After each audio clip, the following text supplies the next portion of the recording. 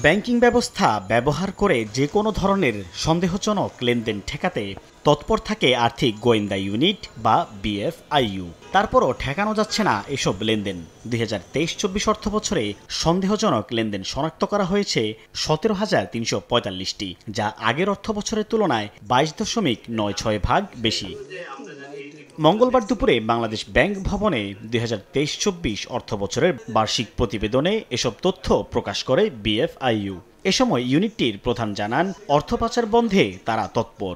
Money laundering ও সন্ত্রাসী কার্যে অর্থায়ন প্রতিরোধের মাধ্যমে একটি স্থিতিশীল আর্থিক ব্যবস্থা এবং এটা প্রতিষ্ঠা করতে বিএফআইইউ অব্যাহত সফলতার জন্য আপনাদের সহযোগিতা একান্ত কাম্য।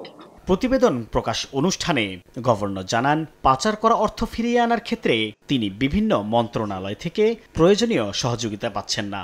ইন্টার মিনিস্টেরিয়াল কোঅপারেশন বাংলাদেশে একটা বিশাল চ্যালেঞ্জ। একটা প্রতিষ্ঠান অনেক তাড়াতাড়ি করতে পারে, কিন্তু যখনই 4-5টা প্রতিষ্ঠান হবে তখন এটা ব্যুরোক্রেটিক বেড়াজাল অনেক রকমের পড়ে যায়, যে কারণে আমরা কিছু আইনগত পরিবর্তনও করতে চাচ্ছি। কারণ এগুলো না করলে এই পরস্পরের প্রতি আঙ্গুলি নির্দেশনাই চলবে, কাজ হবে না। এ সময় তিনি আরও জানান, ব্যাংক একীভূত করতে সময় লাগবে, এই কাজ চলমান আছে।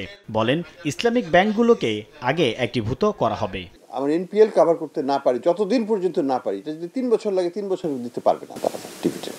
তাদের যে ক্যাপিটাল অ্যাডিকুয়েসি রিকোয়ারমেন্ট, নেগেটিভ থেকে পজিটিভ থেকে আমাদের টার্গেট লেভেলে নিতে হবে। সেটা 12.5 হোক, সেটা 15 হোক। গভর্নর আশ্বস্ত করে বলেন, যেসব ব্যাংক একীভূত হবে তা নিয়ে আমানতকারীদের চিন্তিত হওয়ার কোনো কারণ নেই। সাইফুল ইসলাম, সময় সংবাদ, ঢাকা।